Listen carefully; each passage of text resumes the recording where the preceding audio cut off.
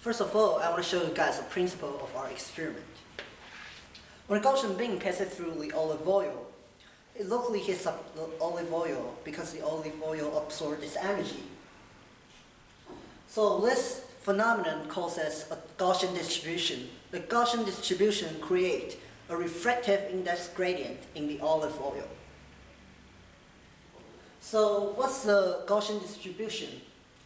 It's where the temperature is hottest in the middle of olive oil and the coldest outwards. So let's accompany by the refractive index gradient. When a Gaussian beam passes through the olive oil, a phenomenon called special cell phase modulation is shown on the screen. And this is a kind of diffraction patterns.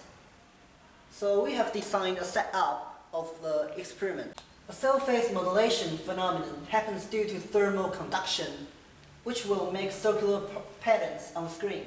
The upper half of the pattern, however, has thermal convection, which will flatten the diffraction patterns and make the radius shorter from the center.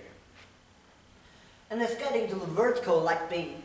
The Gaussian beam irradiates the liquid from the top to bottom, forming the refractive index gradient. The cell phase beam generated a far-field diffraction, creating concentric circles on the screen. This method eliminates the problem with convection from a previous method. Olive oil that has a high attenuation coefficient makes the radius of the outermost ring the maximum number of diffraction rings number, and the refraction index difference larger. The time to reach the maximum radius is relatively short.